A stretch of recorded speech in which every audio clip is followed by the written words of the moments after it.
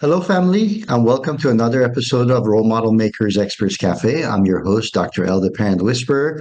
And today with me, I have an amazing lady here. She's been part of our community, and I really appreciated that she took time out of her busy day to be here with us today. Nina, I wanted to introduce you. Our guest today is Miss Nina Cuellar-Barry. Did I say that correctly, Nina? Perfectly, thank you. Awesome.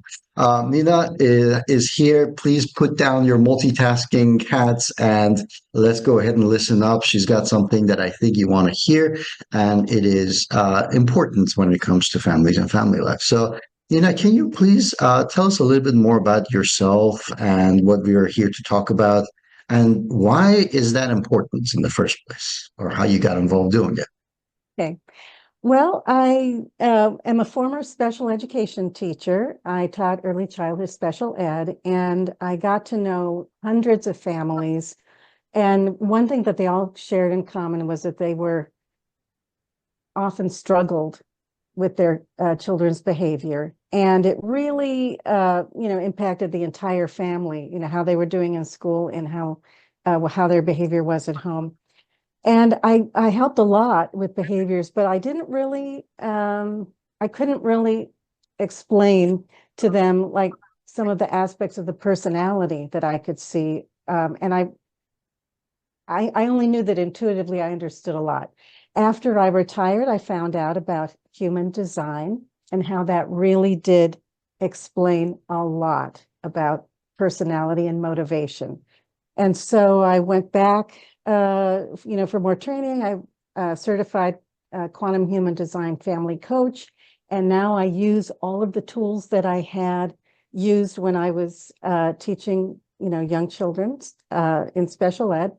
And I added to that the framework of human design and how you can really understand people by knowing their type, their profiles, and their centers.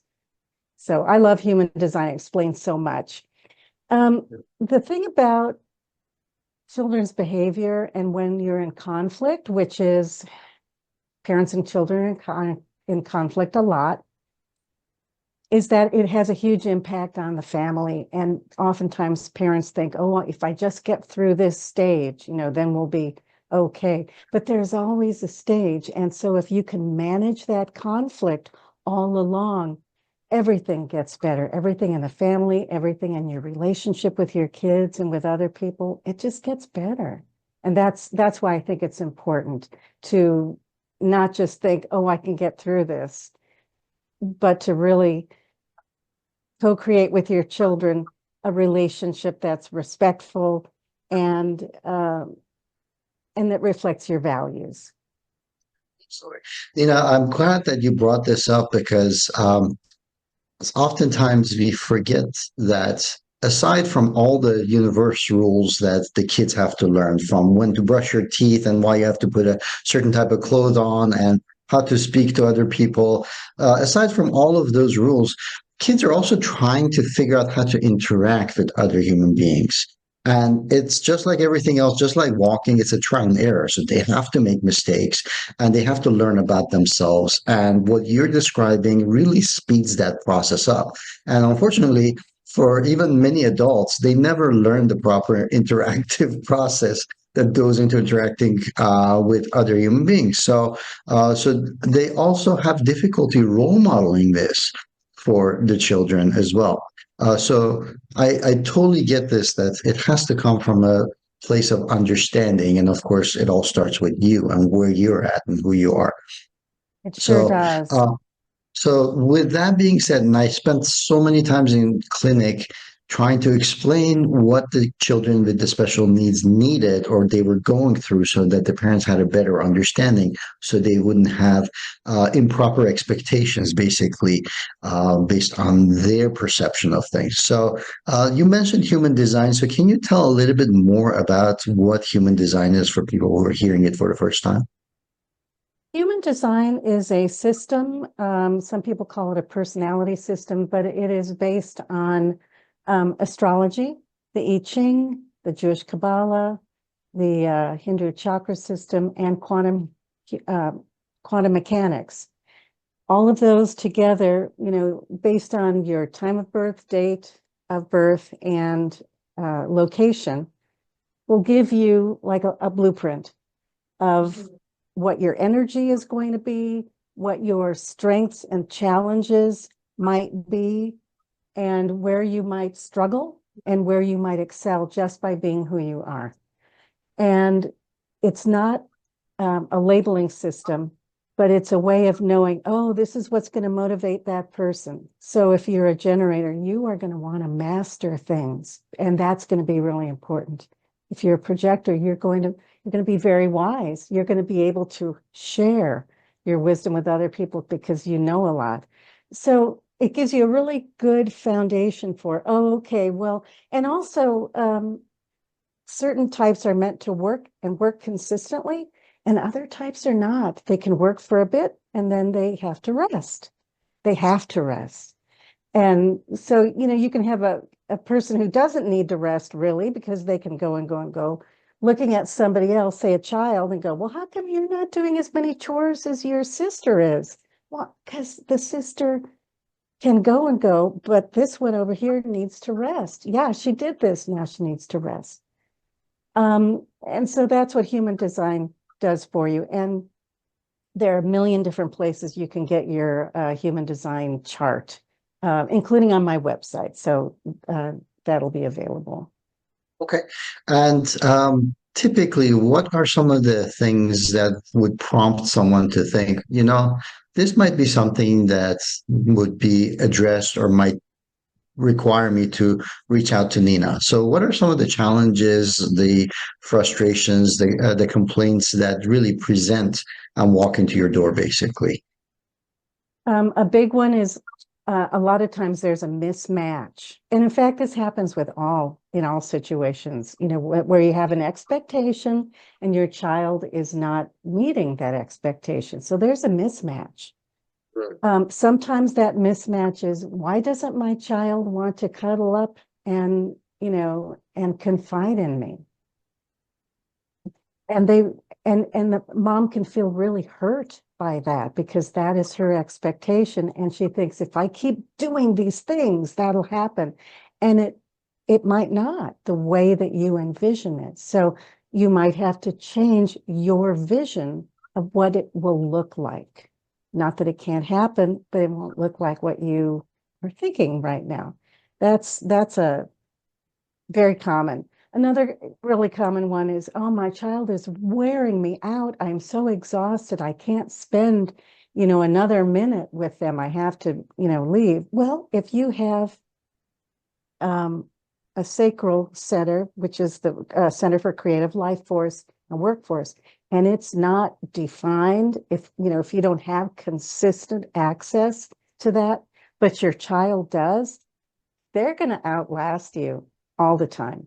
And they're going to want way more energy and activity than you can possibly fulfill. So it's okay to get help. It's okay to get somebody else to play with them, somebody else to take them places. It's always some kind of a mismatch. Or sometimes it's as simple as, I expect my 4-year-old to be able to go in their room and clean it up to my satisfaction. And why can't they? Because it's not developmentally appropriate. So I can see how this is something that a lot of times people who are frustrated or feeling disconnected with their kids, they could actually look for as far as solutions. So what would be your one tip or one suggestion for those audiences that are listening that would you would recommend for them to take action and do? I would say if you're having any kind of a situation where you're feeling frustrated or disappointed or sad or just, where you're having a very big feeling about, it's okay to say, that's how I feel. And it's okay for me to see if I can figure out how I can address that. Because very often we want to deny our feelings. I shouldn't feel like that about my child, or I shouldn't feel that way in this situation, but you do. So accept it so that you can then address your needs And then you'll be able to help and address your kids' needs. Is there also an age group that you tend to focus on or you recommend this for? I have worked with families with 2-year-olds through young adults. It this the respect and the shift that your attitude can take when you know more and understand more can take place at any time. The earlier, the better, just because then you don't have to overcome, some of the patterns that have come into place. But I love that you can always address conflict and, this mismatch and make it better. And I know you have experience in your past, and I as well. Would you recommend this? Because I know connecting and connectivity is a big issue with neurodiverse children. So is that something that you also would recommend for this? Oh, definitely. Yes. Because when you're talking about neurodiverse people and children, you're definitely going to have a mismatch because, everything that you're thinking about may look very different with your child. And so if you are able to understand better what their motivations are, how they're made, are they made to move a lot or are they made to, be quieter and not as active? Are they made to tell you what they think, even if you don't want to hear it? Or are they made to, keep to themselves and not say anything, maybe when you want them to? All of that can help so much. It doesn't, neurodiversity does not impact kids' needs, kids' type, and who they are at all. I can see all kinds of applications of this. Some of them actually quite fun. Like you should probably try this with your in-laws. That would be one example. Very And another much. one would be when we talk about parents, we often think about parents and their kids, but oftentimes parents of the sandwich generation, they also have parents of their own.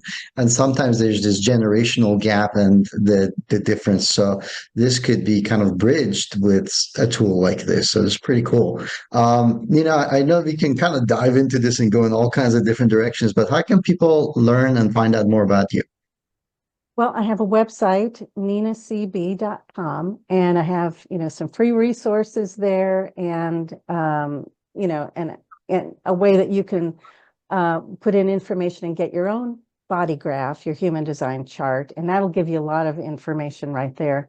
I also have a Facebook page, ninacb.com. I post a lot of content there. A Facebook group that is free called Peaceful Moms, Happy Kids with Human Design. And I just love connecting with people. I'm also available at ninacb.com. Now, I know that there's many different ways of reaching out to people. That's why we do these videos so you can hear it, you can watch it. But also, I want to make sure audience members, Nina has given me a lot of resources.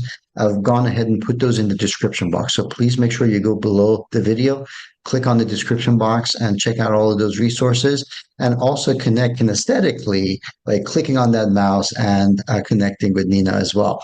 This is also a practice that we need to show our kids and teach our kids and role model the behavior for them, that the world is not a big and bad and scary place, but rather it's one where we come together as a community. There are good people that want to make the world a better place.